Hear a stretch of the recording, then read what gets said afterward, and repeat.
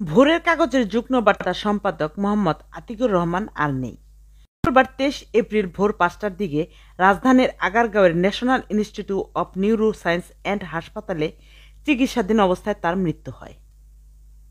তিনি ব্রেন টিউমারে আক্রান্ত ছিলেন।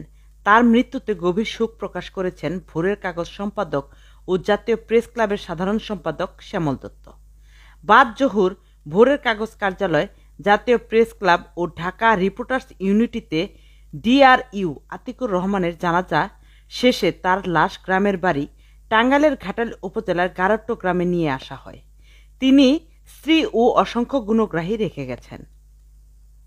আতিকুর রহমান জাহাঙ্গীরনগর বিশ্ববিদ্যালয় থেকে বাংলায় স্নাতক ও স্নাতকোত্তর সম্পন্ন করেন।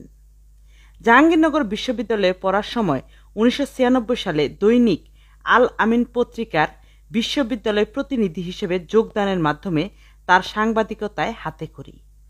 1997 সালে দৈনিক মানব জমিন পত্রিকার জাহাঙ্গীরনগর বিশ্ববিদ্যালয়ে প্রতিনিধি হিসেবে যোগদান করেন। একই বছর সাপ্তাহিক অন্বেষা পত্রিকায় স্টাফ রিপোর্টার হিসেবে কাজ শুরু করেন। 2001 সালে মানব জমিনে স্টাফ রিপোর্টার হিসেবে যোগ দেন। 2005 সালে পদোন্নতি পেয়ে সিনিয়র রিপোর্টার হন। 2006 সালে সন্ধ্যাকালীন দৈনিক দিনের শেষে পত্রিকায় যোগ দিয়ে ডেপুটি চিফ রিপোর্টার হন। পরবর্তী সময়ে চিফ রিপোর্টার হিসেবেও দায়িত্ব পালন করেন।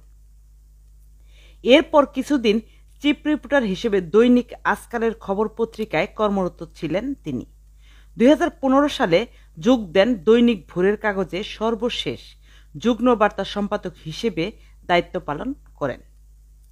2003 সালে বাংলাদেশ কালচারাল রিপোর্টার্স অ্যাসোসিয়েশনের বেস্ট কালচারাল রিপোর্টার অ্যাওয়ার্ড পেয়েছিলেন তিনি।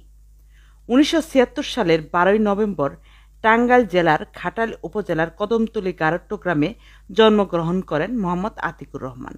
তার বাবার নাম প্রয়াত মোহাম্মদ আবু তালেব। 4 ভাই 2 বোনের মধ্যে তিনি ছিলেন তৃতীয়। ব্রেন টিউমারের সমস্যা নিয়ে গত 12 এপ্রিল রাজধানীর আগারগাঁওয়ের National Institute of Neuroscience and হাসপাতালে ভর্তি হয়েছিলেন আতিকুর রহমান।